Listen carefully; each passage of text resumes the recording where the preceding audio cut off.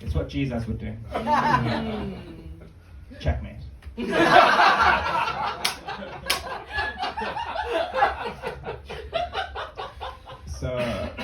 So I went to a mosque. I'm not Muslim. I went to a mosque to write a joke about going to a mosque.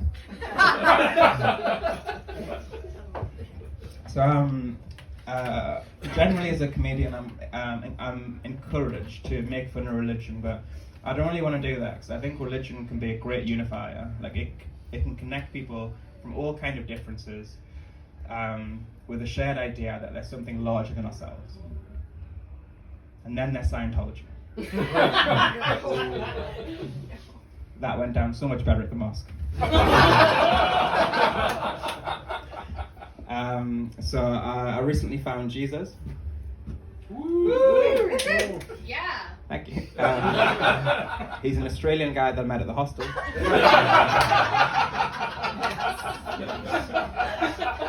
He's a fun Jesus. He has brown skin, long hair, so he looks like what Jesus would actually look like, coming from a place as hot as the Middle East.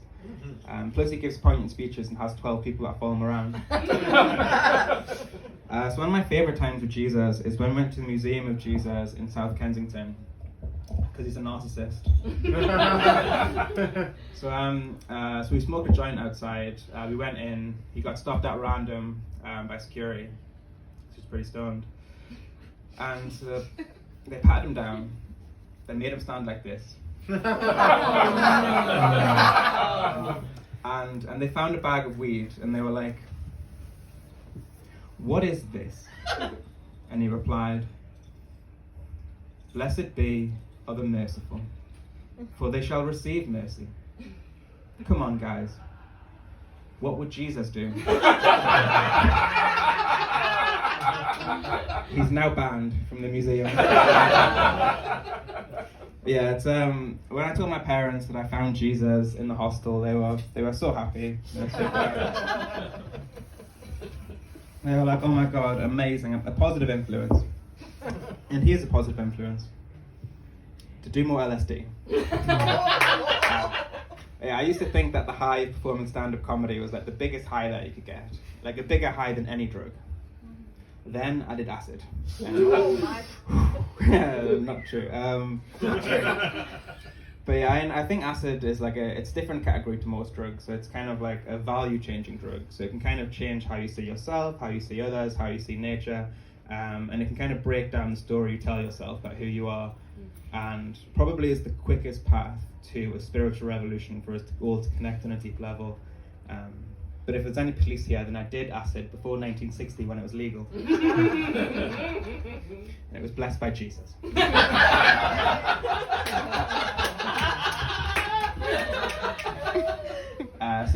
During an acid trip with Jesus,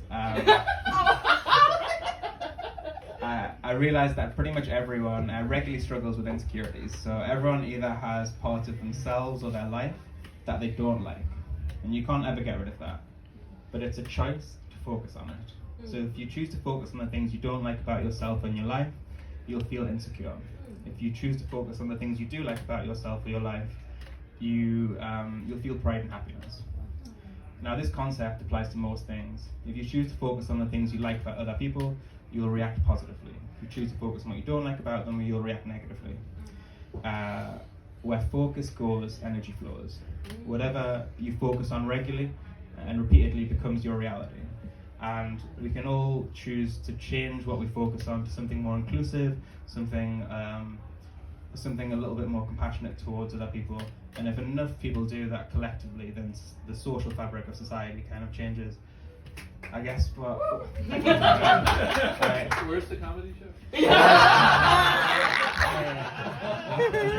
I guess what I'm trying to say is I think the world would be a much better place if more people did acid with Jesus.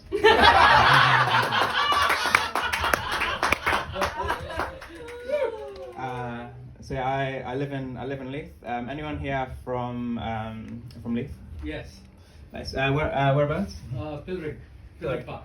I'm near the bottom of Leith Walk, so I'm kind of near next. Yeah, and by Wetherspoons. If you guys don't know Newcastle Wetherspoons, that's kind of why I chose there. So would you say that area of Leith is rough? For the purposes of this joke, would you say the area? Yes. Okay. Yes. So. I got accosted by children. You got accosted by children. So for the majority of the crowd, I don't know. The best way I can describe Leith is 2 weeks ago I saw a pigeon with a joint in its mouth. A joint. Oh, And now that pincher is my weed dealer. He does deliveries. Deliver here. I smoke a lot of weed. Like some people say, like it badly affects memory, and it's a random piece of paper.